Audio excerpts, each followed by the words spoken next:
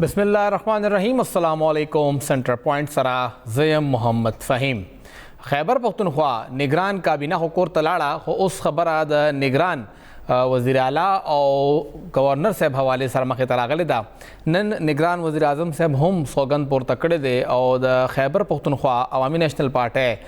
सदर एमल वली खान साहब अवी उस दा मुतालबा करे दा चे दुआना मशरान चिकम दे वक्त के सुबह के नास्ती आज़म खान साहब और वरसरा गुलाम अली साहब दा दुआना वादा अहदोन लरे कवे अले बमुंगता साफ और शफाफ इंतखाबात खकारी वले चिदा पखपला बराह रास्त दे के मुलविस दी यो गुलाम अली साहब पखपला जमीयत उलमा इस्लाम न दे हो आज़म खान साहब हवाले सदा खबर पैदल मख तराला चिदा अगवी द ख़ानदान कस रुआर या खुराई अगर अल तक 400 के जमीयत उलमा इस्लाम पर टिकट बांधे इलेक्शन कई लग्या दे बल ख्वाता इलेक्शन एक्ट और आइन पदे बांधे क्लियर दे चिदा निगरान गवर्नमेंट के सुमरा कसान हम वी दावी इमीडिएट फैमिली मेंबर बा इस किस्म इलेक्शन के गडुन न कई नो दे बांधे काफ़ी दावी तहफ़्फ़ुज़ात मख तरागली दी सूरत हाल से दे और अगवी दगा मुतालबा आया मंजूरी दी शी सलाह रश्ता आइन या कानून के पदे बखबर कहूँ दे वक्त के मुंग सा टेलीफोन दलारे सीनियर सहाफ़ी तजकार पे खबर के द आज टेलीविजन सीनियर कॉरेस्पॉन्डेंट शहाबुद्दीन साहब मौजूद दे। शहाब साहब ढेर शुक्रिया। सर यो खुदा चे ANP दा मुतालबा मख तराला अवल ब खबर होगू पर गवर्नर बांधे आया दा मुतालबा द गवर्नर तब्दील हवाले सरा ताउस्ता मुमकिन अखकारी फ़हीम मुतालबा को मुमकिन दा ज़के नामुमकिन को ये सम नहीं केदेशी और आगे च कम मुतालबा करे दा नो एमल वली खान पख्तुखार अल्फाजो की विधि चेयर काबीना खुलाड़ा जके च दग काबीना जानिबदार वा और पागे बांधे आगो डेर खुशहाल और आगे और सदा मुतालबा मोकड़ा चेयर वज़ीर आला और गवर्नर हम लपकार दी नो वज़ीर आला से को चूंकि आगदा से डायरेक्ट चलता इन्वॉल्व न हो वो के 50 की च आगदा एमल वली खान अबाई इलाका और अल्त की दा और आरच कम दे इलेक्शन की वही च रातलो वाले दे नो पदग वजबानी आगी पदग बानी आम एतराज करे दे और गवर्नर से आगा कार खबर दे च आगा खुद जमीयत उलमा सरा ताल्लुक लरी नो द दिउ पर दे जबानी दा मुतालबा च कम दा पूरा की दे शी जके च गवर्नर लरी कवल खुच कम दा सदर इख्तियार दे और सदर त च कम दिनो आगा वज़ीर आज़म च कम देनो एडवाइस वर कई नो आइन के च कम देनो दा खबर निश्ते दे च दा एडवाइस च कम दा मुंतखब वज़ीर आला वज़ीर आज़म वर कवले शी और निगरानी निशी वर कवले ओ बदे के बला खबर दान के देशी च गवर्नर इस्तीफा च कम देनो हम वर कवले शी और बल दा खबर हम दा च कला गवर्नर च कम देनो दगा आइनी ओहदा पर सही तरीका सरा च कम आइन तकाजा दा पागे बानी अदा कवलो की नाकाम शी नो बे द सदर समदा इख्तियार शते चागा गवर्नर लरी की खुतर वो सपूरे चुमरा रवायाती जमुंग दे मल द सूबे नो दासे निदी शवी च गवर्नर दासे लरी कले शवे दे च प निगरान वखी खो बिया दाम रवायाती च प निगरान काबीनम दासे न लरी शवे दा पावल जलबानी च कम देनो पूरा निगरान काबीना लरी शो निगरान काबीना च लरी शो नो कता द इलेक्शन कमीशन आगा लेटर ऊपर नो आखिरी पैराग्राफ के आगा मुकम्मल च कम देनो द वज़ीर आला च कम क्रेडिबिलिटी दा आगे चैलेंज शवी दा जके ची वज़ीर आला दा काबीने ची कमीनो दा वज़ीर आलाई वज़ीर आला दा काबीने इंतखाब की संग ची बोस वज़ीर आज़म निगरान के नास तो आगे वो वफाकी काबीने जाल जोड़ी दासी पर सूबे की वज़ीर आला काबीने जोड़ी नो इलेक्शन कमीशन ची कम खत लिखले दे नो पागे की यो तरफ तक खुद दी वज़ीरानो को बारे की लिखले च पदिउ बानी इल्जाम दे च ददिउ सियासी वाबस्तगियानी दी खो बल तरफ त पागे की लिखले च दा च कम वज़ीरान अगस्ते शवी दी दा सियासी जुमातुनो په وجه اغستې شوي دي نو دا داغه چې کوم ذمہداریان دي پاګې مې الیکشن کمیشن چې کوم دی نو دا چې ډایرکټ دغه کو دا انډایرکټ پاګې باندې ګوت نیوي راغلي دی چې یاره ستا دا کابینه ستانه و دا چې کوم دی نو د سیاسي جماعتونو و نو په دې وجه باندې وزیر اعلی چې څومره پورې چې پاتې شوی دی نو هغه په خپل منصب چې کوم دی نو پرایزي منصبي ادا کولو کې چې د اوسه پورې هم هغه ناکام دی نو په دې وجه باندې سر تاسو اطلاعات سے دی گورنر صاحب حوالے سره آیا تاسو ته لګي چې هغوی به استعفا ورکړي یا به وفاقي حکومت گورنر لري کی زما په خیال سره چې په دې ملک خو هر څه ممکن دي او زما چې څومره خیال دی نو تقریبا چې کوم دی نو د دې خبرې فیصله شوې ده چې گورنر په لری کولو کې چې کوم دی نو هغه ته هم هغه طرف ته اشاره روانې دي او هغه لری کېدې شي او گورنر صاحب استعفا چې کوم دی نو هغه چې هغه ته ویل شي نو استعفا به هغه خامخا ورکوي ځکه چې کفرس هغه ته ویل شي چې تاسو څنګه چې نگران کابینه زموږ د صوبې واغې ته ویل شي چې تاسو استعفاګانې ورکوي کفرس استعفاګانې ورکوي نو تاسو به ډي نوټیفاید شئ دا چې گورنر ته ویل شي چې باعزته طریقه دا چې تاسو استعفا ورکړئ کفرس کې استعفا نه ورکوي نو بیا خو بل لار شته دی دا غي د ذریعہ باغ لري کړی شي دا او چې کوم دا بل خبره مونږ کو تاسو ذکر مو کو چې د وزیر اعلی صاحب کریډیبিলিټي باندې هم اوس ګوتو چتیږي لګیا دي او د اغوی خپل کابینه لري کول مطلب چې خپل منیم چې دا کابینه ټیک نه وا ګناغه په ډیفنډ کړي وا الیکشن کمیشن جنا دا کسان غیر جانبدار دي او دلته ولاړ دي اوس د وزیر اعلی صاحب سر مستقبل ګوره نو کتا څو ګوره څنګه چې تا ویل کنه چې دا کابینه چې کوم اغسته شو او هغه الیکشن کمیشن په هغه اعتراض وکړ حالانکه الیکشن کمیشن د چا په باره کې نو ویلي چې دا پلانې چې کوم دین او دا په سیاسي اکټیویټیز انوال څنګه چې شاهد خټک صاحب ذکر یې کړو سر او جی شاهد خټک صاحب ذکر یې کړو چې دا انوال دی هغه ډایرکټ چې کوم دین هغه به استعفا ورکړ هغه لري چې په دې باقي کابینه کې دا چې د چا ذکر یې نو کړي نو وزیر اعلی صاحب چې دا کابینه لري کړ نو دې مطلب دا دی چې هغه خپل ذمہداریانو چې کوم دې اعتراف وکړو چې ما په صحیح طریقه سره نه وی ادا کړی ما چې کوم کابینه جوړ کړی و هغه کابینه ټیک نه و ځکه چې ما استعفاګانې واغستې نو د دې سب داسې چې کوم دې نو یقین دهانی ده چې دا وزیر اعلی صاحب دوباره چې کابینه جوړی نو هغه به ټیک وي نو د دې وجنه زما په خیال سره چې داسې کیږي چې وزیر اعلی صاحب چې کوم دې نو دا لري شي او بل وزیر اعلی راشي او هغه ټیک ټاک غیر جانبدار کابینه تاسو به سر په دې باندې کافي کارم کړی وي بل وزیر اعلی به څنګه راځي آئین کې دنه خو د نگران حکومت ذکر شتا خو دویم نگران حکومت یا دویم نگران وزیر اعلی دا هغه ذکر نشتا ورې هغه داسې دا چې د نگران وزیر اعلی انتخاب چې کیم کیږي نو هغه اپوزیشن لیډر او چې کم تلو ور وزیر اعلی وی هغه کوي جی سر او چې داغه په دغه کې چې کم دینو معاملې حل نشي نو بیا چې کم دینو هغه کمیټې ته لاړ شي پارلماني کمیټې ته جی چې پارلماني کمیټې کوم داغه نه حل نشي نو بیا الیکشن کمیشن ته لاړ شي نو بیا اخیری کې چې کم دینو الیکشن کمیشن دا فیصله کوي چې د دې صوبې نگران وزیر اعلی وسوقي نو هغه دوه قتلې دي نو وزیر اعلی شته نه چې کم دینو اپوزیشن لیډر شته نه پارلماني کمیټې شته او الیکشن کمیشن خو موجود دی کنه او جی نو الیکشن کمیشن چې کوم دینو د نوی وزیر اعلی چې کوم دینو انتخاب کولی نو سر الیکشن کمیشن د پاره خو هم دا لازمی دا چې اب هم اغه نمونه کې یو نوم اخلي کم چې دواړه اپوزیشن او حکومت ورکړي وي دلته خو نمونه نشته دی وخت کې بالکل په دې کې چې کوم دینو نمونه خو په منځ کې نشته د خدا چې دا چې تر څو پورې چې کوم دینو د وزیر اعلی انتخاب دینو بیا الیکشن کمیشن چې کوم دینو کې دی شي چې هغه چې کوم دینو یو داسې لار ولرو باسي آئین کې خو ماته د دې چې کوم دینو صحیح غنښته چې را آئین خاموش دی په دې باندې سر آئین کې هیڅ سم نشته نه سمونه کړی دی نه سیویل دی بالکل خاموشي ده بالکل هم دغه ده کنه چې باغې کې چې کوم دینو سنشته نو په دې وجه باندې هغه دا کولای شي چې کفرس کا دام وشي چې هغه بیا چې کوم دینو یو ځل چې کوم دینو هغه د غیر جانبدارانو کسانو نمونه چې کوم دینو هغه وګړي او هغه چې کوم دینو یو طرف نه چې کوم دینو په هغه سلام مشوره راشي چې دا نمونه دي دا تاسو ته قابل قبول وي او هغه چې قابل قبول وي همدغه سیاسي پارټیانو نه دا غینه د پوهه ټول پاګې باندې ګریوي نو پاګې کې بیا یو کس چې کوم دینو هغه الیکشن کمیشن داغي انتخاب وکي او سر تاسو اطلاعات څه دي د نوې وزیر اعلی لپاره بیا چا نوم چلیږي لګیا دی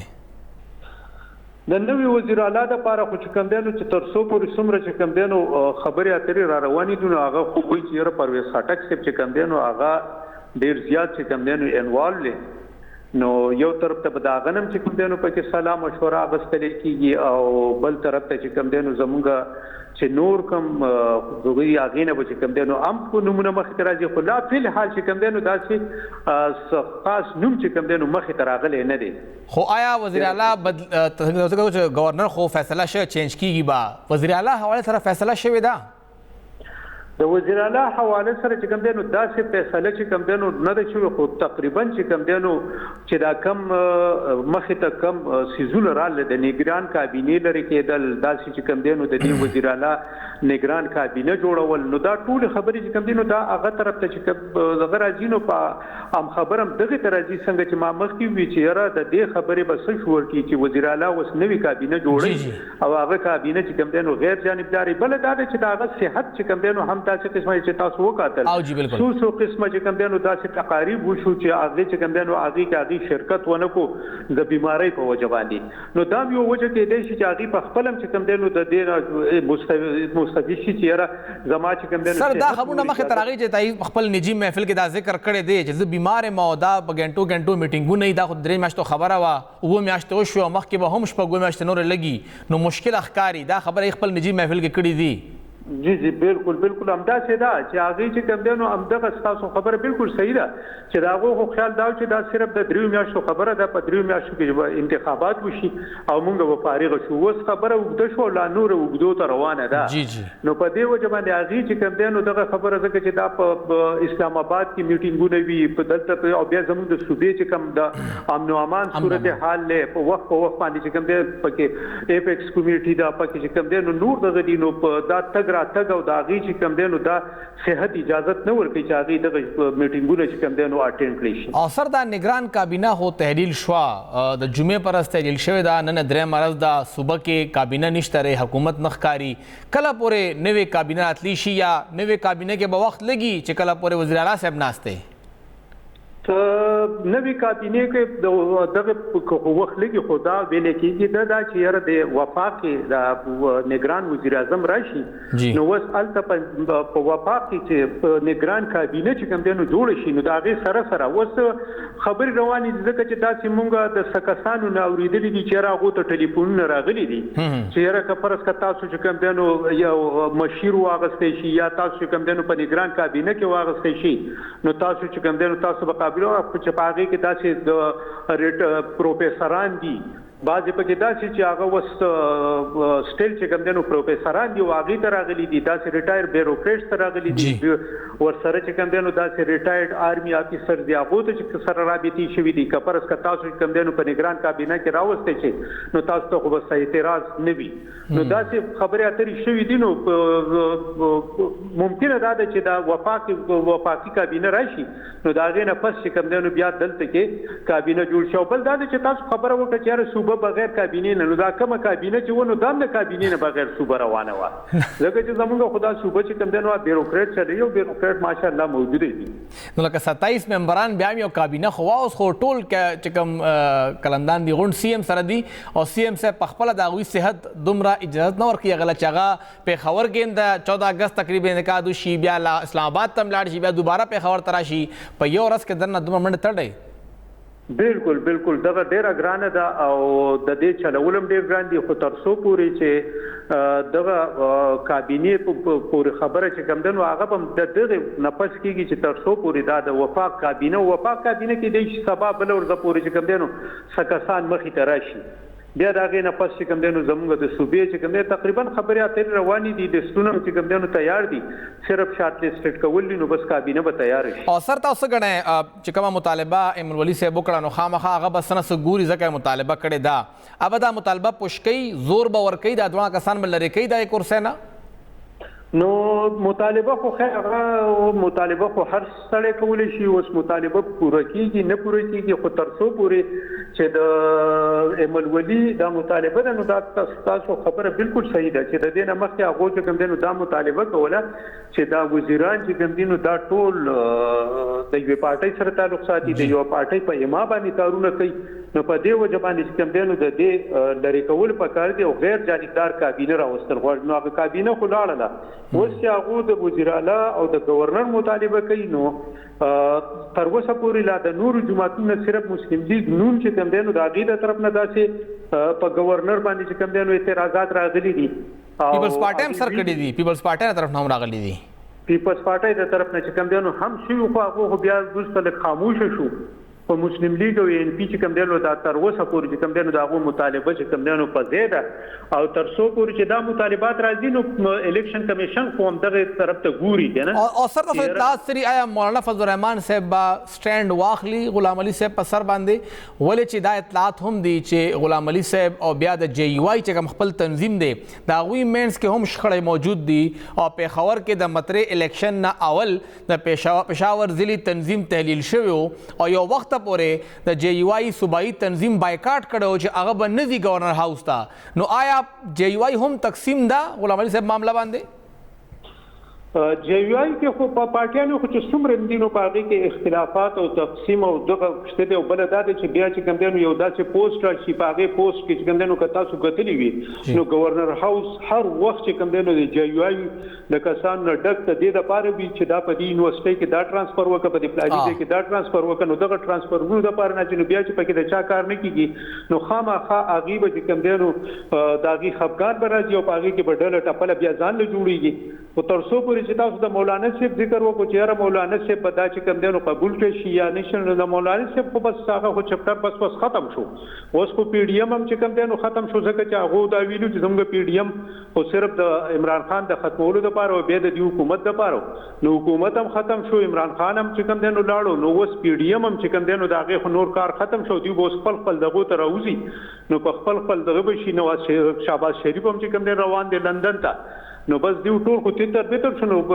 مولانا سی په پچا باندې دباو چې دینه پس. ډیره مهرباني شهاب الدین صاحب سینئر صحافی آج نیوز په خاصه تعلق او څنګه ذکر وکړ چې مولانا صاحب اوس پچا و دباو اچي مطلب دا چې غلام علي صاحب دغه سوکه حواله سره حالات لکس ډیر زیات خنه دي بل خو ذکر وکړ چې وزیر اعلی صاحب حواله سره هم دغه اطلاعات دي او څنګه ذکر مو د صحت ډیره غټه مسله ده تقریبا 86-87 سال و اتیا عمر دی نن شپږ اویش کاله مخکې هغوی ریټایر شوي او د هغې نه پس دا دومره کار کول انتهایی مشکل کاري دومره آسان نه وي دغه چې کوم میټینګونه وي هغې کې ناسته یو میټینګ 15 غنټې 6 غنټې 7 غنټې ته ځي او بیا د صوبې امن و امان صورتحال هم دی او بیا صوبې معاشي مسله هم ده او اوس دې وخت کې صرف دغه یو کس دی چې هغه ډیسیژن میکینګ کولی شي کابینټ هم نشته چې هغه بس فیصله وکړي یو عجیبه غونته سټیټ اف افیرز دی عجیبه غونته حل د صوبه کې قتل بداوي چې څومره زر دغه نگران کابینه فائنل کیږي کابینه انتهایی ضروری ده د کې شک نشته که وزیر اعلی صاحب کار هم کوي خو چې سره کابینه هم موجوده وي یو شند ماخلو.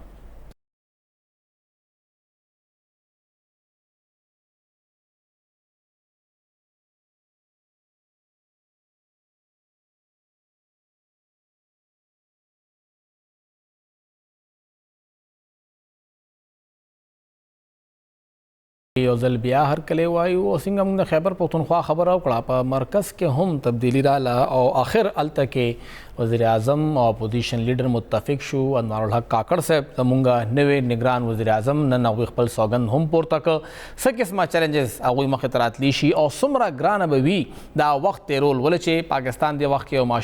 معاشي صورتحال سره هم مخ دی او بیا هغې سره چې کوم الزامات لګي په مختلف پولیټیکل پارټیز باندې په یو بل باندې چې دا د یو بل خلاف کار کوي لګیا دي یو بل ایکول لیول پلینګ فیلډ نه ورکوي او د هغوی زاړه بیانونه هم موجود دي نو څومره مشکل به وي کاکړ صاحب دپاره دغه انتخابات کول په دې به خبره کوو د وخت کې موږ سره سینئر صحافی تجزیه کار اسلام آباد کے د اردو نیوز ایڈیٹر خرم شاه صاحب موجود دے. خرم صاحب بہت شکریہ ہمیں وقت دینے کے لیے. سر سب سے پہلے تو انوار الحق کاکڑ صاحب کتنا سرپرائز تھا جتنے بھی صحافی تھے ان کے لیے کہ یہ نام سامنے آیا اور انہیں بطور نگران وزیر اعظم ذمہ داریاں سونپی گئیں؟ جناب یہ بہت بڑا سرپرائز تھا بہت ہی بڑا سرپرائز ہم میں سے کوئی بھی نہیں ایکسپیکٹ کر رہا تھا کہ جب پورا نکلے گا تو وہ کاکڑ صاحب کا نام نکلے گا. یہ تو کہا جا سکتا تھا اگر وہ وزیر ہوتے نگران کابینہ میں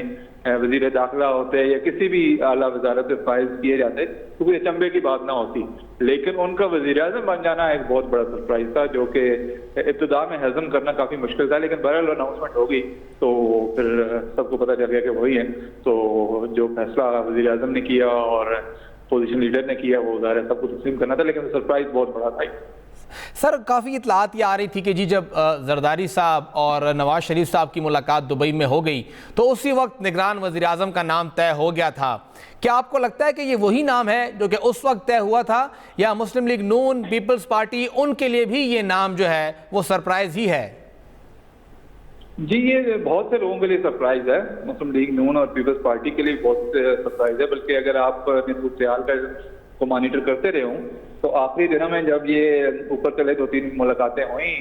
अपोजिशन लीडर की और वजीर आजम की, तो एक लतीफा गर्दिश कर रहा था कि वो दोनों एक दूसरे से पूछ रहे थे कि कौन आ रहा है निगरान वजीर आजम। बिल्कुल। तो ये मेरा तो ख्याल है उनके लिए भी सरप्राइज था, और आखिरी लम्हात में कहा गया है कि हमने इनको बनाना है। तो फिर जाहिर है वो जहाँ से कहा गया है वहाँ ये दोनों साहिबान इनकार नहीं कर सकते थे, और उन्होंने तस्लीम कर लिया कि ठीक है इन्हीं को बना देते हैं। तो ये नहीं है कि बिल्कुल आखिरी दिन हुआ होगा, कुछ दिन पहले ही हुआ होगा। जाहिर है उसके लिए एक ग्राउंड वर्क करना पड़ता है, तो वो जिन लोगों ने करना था उन्होंने किया, जिन लोगों के ये उम्मीदवार थे उन्होंने उसके लिए माहौल बनाया। नहीं, नाम तो जाहिर बात है कुछ अरसा पहले, क्योंकि जो राब्ते इन्होंने किए हैं, मेरी भी एक शख्सियत से बात हुई है, 1 हफ्ता कबल इन्होंने अपनी कैबिनेट के लिए लोगों से राब्ता किया था, अपनी नॉमिनेशन से हफ्ता पहले, यानी जुम्मे को ये सब कुछ हो रहा था, जुम्मा फिर हफ्ता बीच में आ गया, और उससे 1 हफ्ता पहले इन्होंने राब्ते किए हुए थे किस किस को कैबिनेट में शामिल कर रहे थे। अच्छा सर, ये जो अभी कैबिनेट बनेगी, फिर इतलात आ रही हैं, मुख्तलिफ नाम गर्दिश कर रहे हैं, क्या लगता है आपको खैबर पख्तूनख्वा की पूरी काबीना घर भेज दी गई? क्या ये एक मैसेज था कि वफाक में अब आपको गैर जानबदार लोग मिलेंगे, या आपको थोड़ा बहुत पॉलिटिकल पार्टीज का टच मिलेगा? नहीं, जहाँ तक खैबर पख्तूनख्वा की बात है वो तो मेरे ख्याल में इंटरनल जो वहाँ की जमातें हैं उनकी आपस में अदम इत्तेफाक की बात है, और इस वजह से, और आपको अगर याद हो तो कुछ अर्सा पहले अहमद वली खान साहब ने खुल के कह दिया था कि काबीना में हमारी नुमाइंदगी नहीं है और दूसरी जमातों में नुमाइंदगी ज्यादा है। तो वो एक सियासी चपलिश चल रही है मुख्तलिफ जमातों में, उसका शाखसाना है। जहाँ तक आप सेंटर की बात करें, मरकज में गैर जानबदार, तो मेरा ख्याल है कि अब कहना मतलब इस वक्त कोई इतना वो मुनासिब नहीं है कि किस तरह के लोग होंगे, वो दोबारा जब आएंगे तभी पता चलेगा। लेकिन इससे ज्यादा जानबदारी या गैर जानबदारी क्या होगी कि एक ऐसे बंदे को वज़ीर आज़म मुंतखब किया गया है जिसका बजाय कोई वो पोलिटिकल वो नहीं है, और एक ऐसी जगह से उसका नाम आया है जो बेशक ज़ाहिर है साबित करना मुश्किल है। अगर मतलब कह देंगे, नाम लेके कह देंगे फिर फलां लोगों ने और फलां ओहदे के लोगों ने दिए, तो हम इसको साबित नहीं कर सकते क्योंकि हमारे पास कोई सबूत नहीं है। लेकिन सबको पता है बज़ाहिर कि कहाँ से आया है। तो जब उन्होंने अपना बंदा एक उठा के सेनेटर, आम का सेनेटर वज़ीर आज़म बनवा दिया, तो उससे के बाद फिर जानबदारी और गैर जानबदारी की बातें वो सारी एक तरफ रह जाती हैं। और ये जो अभी सर जो काबीना जा रही थी, हुकूमत जा रही थी, उन्होंने CCI में कुछ फैसले किए और उसमें यह भी था कि नई मरदमशुमारी पर अब इंतखाबात होंगे। अभी तक इलेक्शन कमीशन ने कोई बयान कम से कम मेरी नज़र से नहीं गुजरा कि उन्होंने कुछ कहा हो, उनकी जानिब से कुछ बात सामने नहीं आई। क्या आपको लग रहा है कि अभी नई मरदमशुमारी पर ही इलेक्शन होगा, या अभी भी कोई चांस है, आउटसाइड चांस मौजूद है कि नहीं पुरानी मरदमशुमारी पे हो और बर वक्त ही हो? नहीं, जो इंतखाबात हैं वो नई मरदमशुमारी पे ही होंगे। इससे जो CCI है, काउंसिल ऑफ कॉमन इंटरेस्ट, उसने कहा था, उसने अप्रूवल दी थी, उसी पे होंगी। और उसके बाद जो है वो जो साबका हुकूमत है, जो घर जाने वाली हुकूमत है, उसके कई सीनियर वज़रा ने बार बार ये बात कही है कि नई हल्का बंदियों के बाद इंतखाबात होंगे, जो कि अगले साल में नजर आ रहे हैं होंगे। तो ये तो तय है कि नई हल्का बंदियों पर ही इंतखाबात होंगे। अब उस पर वक्त कितना लेता है इलेक्शन कमीशन, ये आने वाले दिनों में पता चलेगा। और बज़ाहिर ऐसा नहीं लग रहा कि इंतखाबात जल्दी हो जाएंगे। ये लग रहा है कि कम अज कम 6 महीने बाद ही होंगे इंतखाबात, जो कि कम अज कम मुद्दत है, इससे ज्यादा भी हो सकता है। मतलब 6 महीने कम से कम इंतजार कर लें हम लोग, फिर रमजान के लगभग ही इंतखाबात होंगे। मेरा ख्याल है तैयारी आप कम अज कम 1 साल की करें। कुछ लोग तो 2 साल की भी बातें कर रहे हैं, लेकिन ये कि 6 महीने तो कम अज कम हैं। तो अगर बहुत ज्यादा भी किसी को यहाँ ख्याल आ गया जमहूरियत का या एक जो प्रेजेंटेबल गवर्नमेंट का, डेमोक्रेटिक गवर्नमेंट का, तो शायद 6-7 महीने बाद वो इलेक्शन करवा दें। अदरवाइज जो सूरत लग रही है उसमें जो बहुत मोहतात रह के अंदाजा लगाया जा सकता है वो 6 माह ही है। तो सर अगर ये 6 महीने या 1 साल या 2 साल तक इलेक्शन नहीं होते, तो क्या ये तमाम जमातें खामोशी से बैठी रहेंगी? JUI, Peoples Party, PMLN, MQM, ये सब लोग खामोशी से बैठे रहेंगे? देखिए, उससे तो ये चीज मुनसर है कि ये आगे जो आने वाला सेटअप है वो बनता क्या है या किससे क्या वादे किए जाते हैं। देखिए अब तक जो हमारी सियासत रही है वो हमारे यहाँ जो सियासी जमातें हैं उसी वक्त शोर मचाती हैं जब उनको कुछ मिल नहीं रहा होता। जब वो किसी एक अमल में शरीक होते हैं तो वो खामोश होकर बैठ जाते हैं। तो ये अब देखने की जरूरत है कि आगे सेटअप क्या आता है और आने वाले दिनों में और क्या डेवलपमेंट होती हैं। काकड़ साहब के आने के बाद कुछ नजर नहीं आ रहा कि सेटअप क्या होगा? देखिए अभी सूरत क्लियर नहीं है। कुछ नाम आए हैं वजारतों के लिए, जिसमें दिल्ली के पास साहब का आया है, एक दो नाम गर्दिश कर रहे हैं। लेकिन एक बात होता है कि काकड़ साहब को जो लोग लेके आए हैं हुकूमत उन्हीं की होगी, पहले भी उन्हीं की थी और अभी मुकम्मल उन्हीं की होगी, ठीक है। जिसका की कानून साजी करवाई गई है असेंबली से, पार्लियामेंट से, निगरान वज़ीर आज़म को इख्तियारात देने के लिए, उससे लगता है कि लॉन्ग टर्म प्रोजेक्ट है। अब उसके लिए क्या सूरत हाल बनती है, कितना लॉन्ग टर्म है, किस हद तक जाना है, वो आने वाले दिन बताएंगे। वो अभी फौरी तौर पर इस बारे में कुछ नहीं कर रहा है। और आपको लगता है कि लेवल प्लेइंग फील्ड सबके लिए बराबर होगी, इवन पीटीआई के लिए भी? देखिए वो कैसे बराबर हो सकती है? आज देखें, आज यौम आज़ादी है और हमें मुख्तलिफ इलाकों से खबरें आ रही हैं कि जो पीटीआई के लोग जिन्होंने रैलियां निकालनी थी या रैलियां निकालने की कोशिश की है या जो निकालने में कुछ थोड़े बहुत कामयाब हुए हैं उनको गिरफ्तार कर लिया। पेशावर में भी गिरफ्तारियां हुई हैं जी। जो बंदा पीटीआई का झंडा लेके निकलता है उसको गिरफ्तार कर लिया जाता है। तो इसको तो लेवल प्लेइंग फील्ड नहीं कहते ना। मतलब माजी में भी जिन लोगों के खिलाफ कार्रवाई हुई हुई, जिस तरह पिछले इलेक्शन में एएनपी के खिलाफ जो है एएनपी के जलसों में बम धमाके हुए, वो भी लेवल प्लेइंग फील्ड नहीं था। फिर जब नवाज शरीफ को बाहर भेज दिया गया वो भी लेवल प्लेइंग फील्ड नहीं था। अब पीटीआई की बारी है, अब भी लेवल प्लेइंग फील्ड नहीं है। तो इसको तो लेवल प्लेइंग फील्ड नहीं कहते। लेवल प्लेइंग फील्ड तो तब होती है जब आप इक्वली सबको मुनासिब एक माहौल फराहम करते हैं और उसमें वो अपनी कैंपेन चलाते हैं, तो फिर वो होता है। ये तो लेवल प्लेइंग फील्ड नहीं है। और ये जो अभी सेटअप बनने जा रहा है निगरान का, तो सर जिस तरह आपने कहा भी कि अब विफाक में हमें साल या 2 तक इंतजार करना पड़े, निगरान के साथ ये मुल्क इतना लंबा चल जाए कि खैबर पख्तूनख्वा में तो सिर्फ 7 महीने हुए हैं और अभी से वो हैंडल नहीं हो रहा। खैबर पख्तूनख्वा हैंडल नहीं हो रहा, निगरान से तब्दील करना पड़ा निगरान हुकूमत को भी। पंजाब में भी हालत वही है कि निगरान की उतनी डेप्थ ही नहीं बन रही कि वह हुकूमत चला सकें। तो साल 2 साल इतना मुल्क खींच लेंगे? देखिए यहाँ पे तो ऐसे भी होता है कि लोग 90 रोज इंतखाबात करवाने के लिए आए और वो 11 साल निकल के ले। जी जी। तो वो तो पाकिस्तान की एक तारीख है वो। सर वो तो ऑफिशियल डिक्लेयर्ड माशाल्लाह होता है ना। नहीं देखिए, एक वक्त था कि वो अब नजर आ रहा था कि जो पीटीआई का जो एक मकबूलियत थी, वो एक पीटीआई का सैलाब आ रहा था कि उस सैलाब में सब बहा के ले जाए। जी जी। लेकिन अब आप देखेंगे जब एक बयानिया बना, जब एक फिजा तैयार की गई, तो 3-4 हफ्तों में पीटीआई को समेट दिया गया। तो वो हमारे यहाँ आपको पता ही है जिस तरह की सूरत बनती है यहाँ पे, कवानीन, जमहूरियत, इससे ये तो एक तरफ रह जाती हैं बातें। और जब कोई एक्शन होता है या जब कुछ किसी ने कुछ करना होता है तो उसके लिए फिर वो लोग जो हैं वो उस तरीके से एक सजा बना के वो काम कर लेते हैं। तो जैसा कि मैंने पहले कहा कि थोड़ा सा अभी हमें मज़ीद इंतजार करना पड़ेगा 2-3 हफ्ते, उसके बाद फिर चीज़ें ज़्यादा वाज़ेह होनी शुरू होंगी। बहुत बहुत शुक्रिया खुर्रम शहजाद साहब, एडिटर उर्दू न्यूज़ इस्लामाबाद। सिंगाई ज़िक्र कचे काकड़ साहब खुरागे पता दा चरतना रागे सिंगर आगे कम सूरत हाल के रागे खुलक बसबर को लुगाड़ी चाहिए सर अब काबीना के सोख सोखती कम कम कस बहुत सर पर काबीना की हुई सिंगा बदा काबीना जोड़ीगी और ब्या बा आगा काबीना कार सिंगा कई दा सूरत हाल बा लग रोज़े पस मुंतवाज़ कीगी दे लास्ट सवेल बडेर वक्ती हुई और वही सिंगा जिक्र कचे की दिशी जो मुंगता वफाक के यो गैर जानबदार काबीना कारशी हो गैर जानबदार बा खकारी सही कम अज़ कम कवियों के नवी खारा के दल गैर जानबदार सही ये बड़ा शब्द माख लो।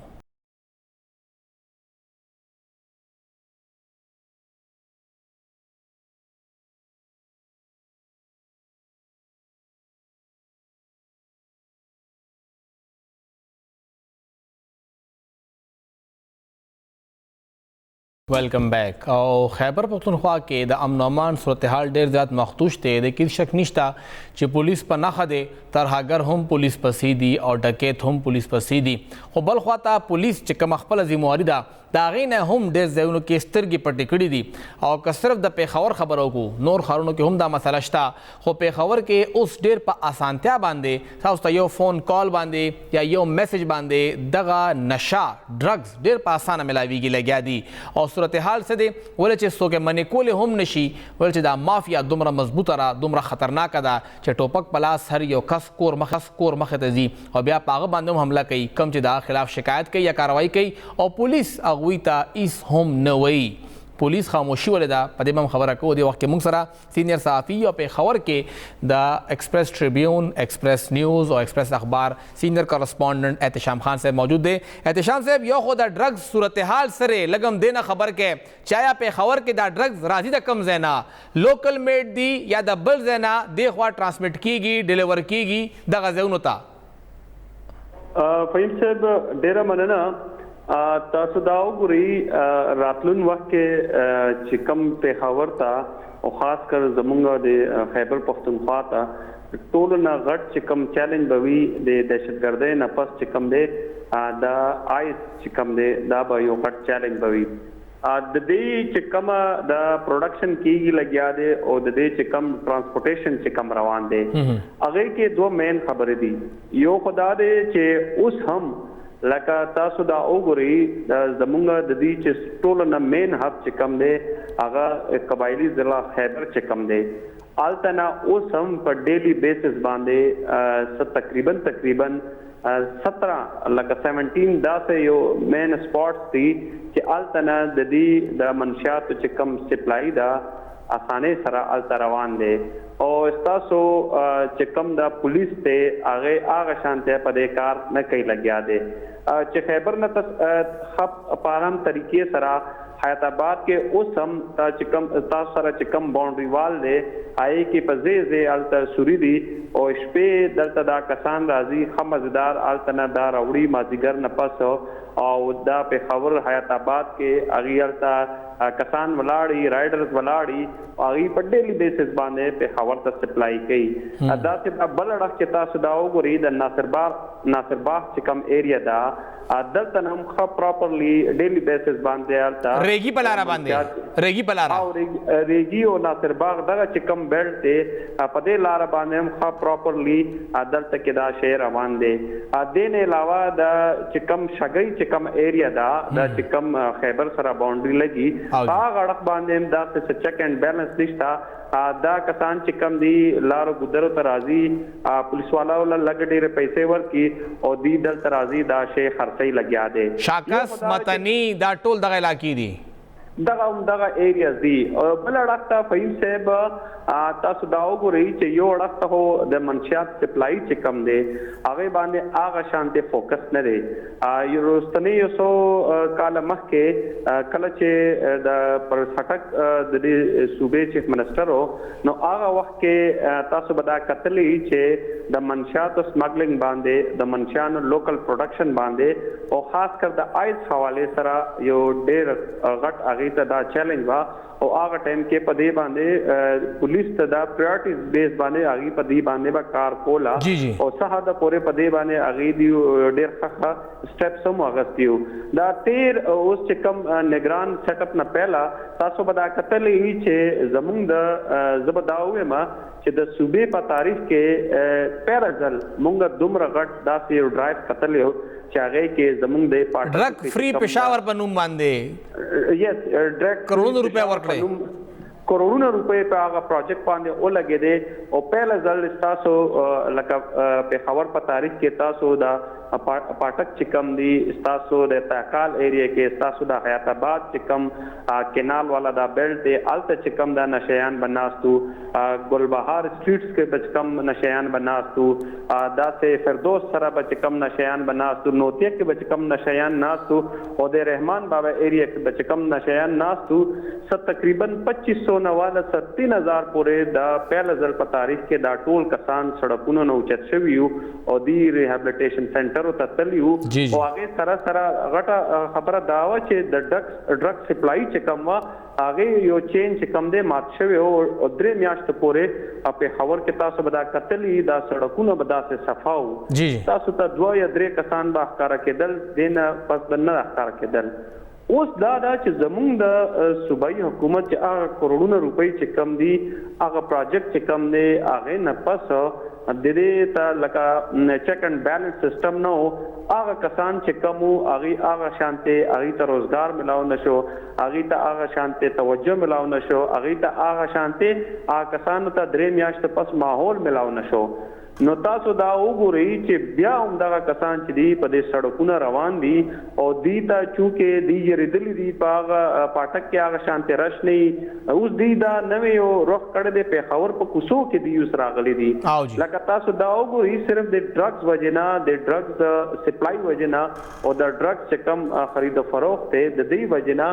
پېښور نه داسې یو خاندانونه شته چې هغه پېښور پرېدي لګیا دی او هغه ارتباط یا نور چې کم خارونه دي نو پدې کې دا پولیس څه کوي احتشام صاحب دا دومره غټ پولیس ته چې موږ د ګیلو کوچ ترهګر دي او زمون کار خو جنگ نه دی خو موږ مجبورن کو زمون کار خو پولیسینګ دی پولیسینګ کې دن ناتاو ذکر وکړه چې س پولیس والا تر لګډر پیسې والی خپل کارو چلی او بیدار سکی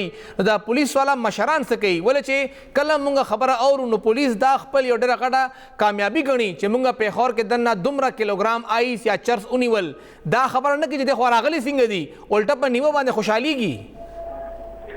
پینسد تاسو خبره ټیک تا اوس چې کم سیټ اپ راغله د سیټ اپ کې د آیس حواله سره زبرداوې ما چې دوه درې میاشتو کې چرته غټ میټینګ هم نه دي شوی چې هغه د آیس حواله سره کمپین دی وشي او دی چې کله هم په میډیا خبره راشي دی به زیات نه زیات یسو نشیان به اونسي یا 9C والا یو وړو کې عام پرچه چې کم دا هغه صرف پروګرس شو کولو لپاره تاڼو کې هغه پرچه کیږي چې کم د دې غټ غټ ډیلران دي کم د دې لوکل پروډکشن کیږي لګیا دی کوڅو کې او کورونه کې چې کم وړو کې کارخانه جوړ شوی دي پای کې دا آیس جوړیږي لګیا دی په خلکو باندې هغه شانته پولیس کار نه کوي لګیا دی او د دې یو غټ وجه امداده چې پېښور چې کم د ګلونو خار او دارالحکومت ته اوس دا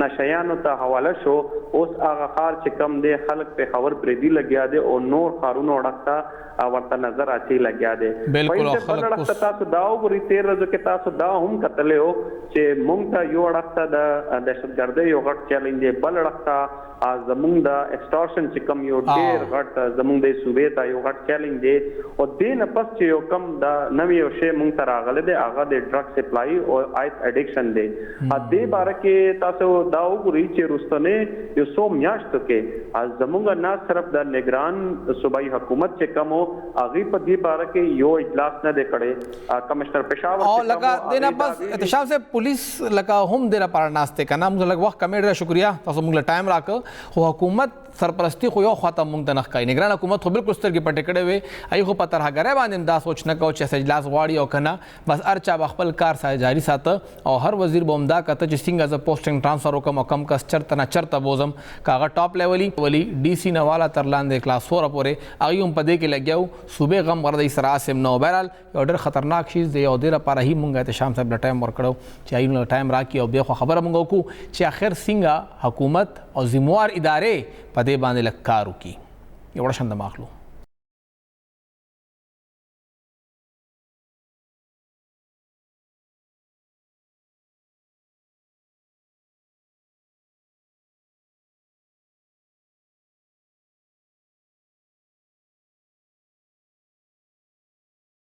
वेलकम बैक नन 14 अगस्त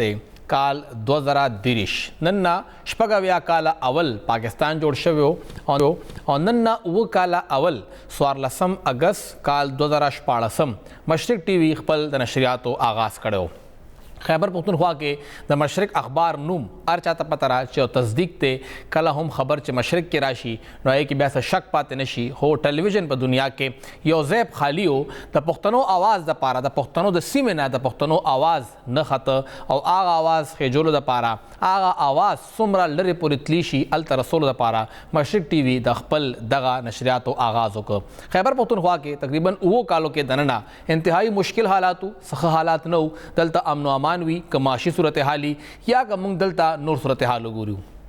د ارس کې دننه مشرق ټي وي دا واحد چینلو چې هغه بطور هډ افیس پېښور کې دننه خپل دفتر شروع ک او دغه ځای کې د خلکو مسلې مخ ته روچته کړي زیاتره خلک دا خبره کوي چې نن 14 اگست پاکستان نه همغه ډیر ساخلو هم پاکستان لا ورکړي سدي چې کوم صورتحال کې دننه مشرق دغه ځای خلکو دغه اولس دغه قبایلی سیمه دغه پښتنو د سیمه आवाज وشت کړي دي د دې مثال با چرته موږ ته په تاریخ کې ملاو نشي کاغه اخباري کاغه ټي وي د همیشه همیشه همدغه کوشش کړی دی چې هغه د پښتنو او پښتنو سره چې څومره خلک په دغه سیمه کې اوسېږي د هغوی اواز اوچت کړي، که د ماشومانو وي، که د زنانه وي، که د مشرانو وي، که د نارینه وي، او هغه خلک چې د هغوی اواز څوک نه اوري همیشه د مشرق ټي وي او د مشرق اخبار پلیټ فارم هغوی دپاره حاضر دی. دا سفر د 7 کالو څه آسان کار نه و، خو دا آسان شو ولې چې تاسو زموږ سره وی. مونږ تاسو سره څنګ په څنګ په دغې لاره باندې مشکله لاره وه، خو مونږ دا لاره تېره کړه او دا 7 کاله نه دي را روان 7 کاله او بیا پسې 7 کاله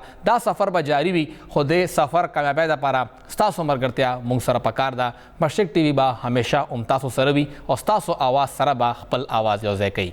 پروګرام وخت ختم دی، اجازت راکړئ، د الله پامان.